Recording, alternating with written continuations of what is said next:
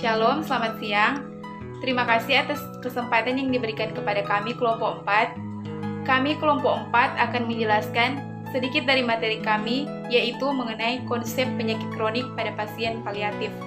Tapi sebelum itu, perkenalkan, nama saya Tesalonika Tamaweol dan teman-teman saya Cynthia Lololuan, Esther Takarenguan, Astri Wokas, Prasyogi Kaingat, dan Juan Kapile. Definisi dari penyakit kronik adalah penyakit kronik adalah suatu penyakit yang perjalanan penyakitnya berlangsung lama sampai bertahun-tahun, bertambah berat, menetap, dan sering kambuh. Kondisi kronis ini didefinisikan sebagai kondisi medis atau masalah kesehatan yang berhubungan dengan gejala, gangguan, ataupun ketidakmampuan dan membutuhkan manajemen pengobatan dan perawatan dalam waktu yang lama. Macam-macam jenis penyakit kronis. Yang pertama ada life with illness, kedua mortal illness, ketiga at-risk illness. Menurut Christensen et al. 2009. Adapun patofisiologi pada berbagai penyakit kronis antara lain yang pertama fase trajektori. Fase ini di mana seseorang beresiko untuk mengalami kondisi kronis yang berkembang dari situasi atau penyakit yang dialaminya. Yang kedua, fase trajektori. Pada fase ini, terjadinya onset atau awal mula munculnya gejala, gangguan, atau ketidakmampuan yang berhubungan dengan kondisi kronis. Yang ketiga, fase stabil. Pada fase ini, individu, gejala, dan ketidakmampuan telah tampak dan dapat dimanajemen dengan baik. Yang keempat, fase tidak stabil. Pada fase ini, kondisi gejala penyakit, perkembangan komplikasi, aktivitas harian pada pasien terganggu karena kondisi tidak terkontrol. Yang kelima, fase akut. Pada fase ini, kondisi penyakit kronis dapat tiba-tiba mengalami serangan mendadak yang beresiko mengalami kondisi kegawatan, sehingga terkadang dapat membuat pasien dan keluarga panik dan cemas.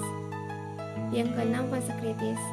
Pada fase ini, kondisi pasien jatuh ke dalam fase yang mengancam nyawa, yang membutuhkan perawatan dan pengobatan kegawat daruratan. Pendekatan psikologis. Perubahan positif dan negatif membuat pasien harus adaptasi terhadap kondisinya dan dapat menimbulkan stres tersendiri. Stres ini berhubungan dengan ancaman yang digambarkan oleh individu mengenai penyakitnya. Beberapa ancaman yang terkadang dirasakan oleh pasien. Yang pertama, ancaman untuk kehidupan dan kebaikan kondisi fisik. Yang kedua, ancaman terhadap integritas tubuh dan kenyamanan sebagai akibat dari penyakit dan ketidakmampuan, baik itu akibat prosedur, diagnostik, ataupun pengobatan dan perawatan. Yang berikut ancaman untuk kemandirian.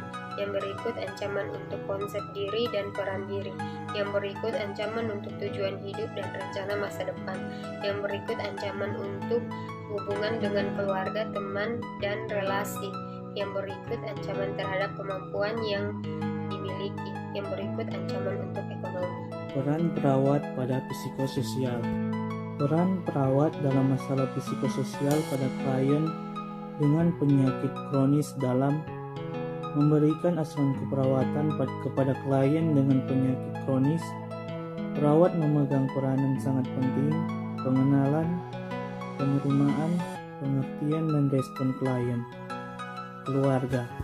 Lingkungan terhadap penyakit kronis tersebut mempengaruhi sensitivitas perawat dalam mengenali kebutuhan dan masalah yang dihadapi klien, dan selanjutnya dapat menentukan intervensi perawatan yang tepat. Yang pertama, peran perawat pada klien penyakit kronis. Tanggung jawab yang utama adalah mengerti perasaan duka dan proses berduka. Dan yang kedua, peran perawat pada keluarga. Perlu diberikan informasi kapan, bagaimana, kemana keluarga mencari pertolongan sehingga keluarga merasa beban yang dipikulnya terbagi. Mengajak keluarga untuk terlibat dan bekerja sama dengan tim kesehatan yang lain.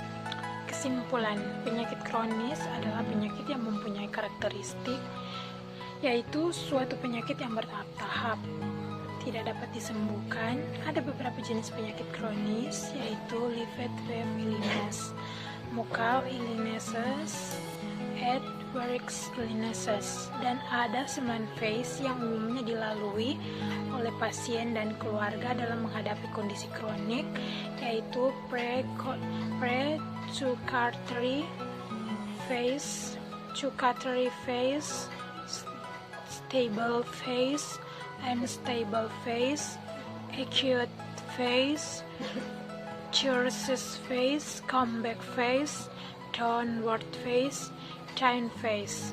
Halo guys, di Universitas Pembangunan Indonesia Manado memiliki 6 fakultas. Yang pertama Fakultas Pertanian, yang kedua Fakultas Hukum, yang ketiga Fakultas Teknik, yang keempat Fakultas Ilmu Sosial dan Politik, yang kelima Fakultas Sastra, yang keenam Fakultas Keperawatan. Universitas Pembangunan Indonesia Manado memiliki visi di tahun 2021, yaitu menjadi perguruan tinggi yang unggul, berkualitas dan mandiri dalam ilmu pengetahuan dan teknologi, serta berdaya saing global pada tahun 2025.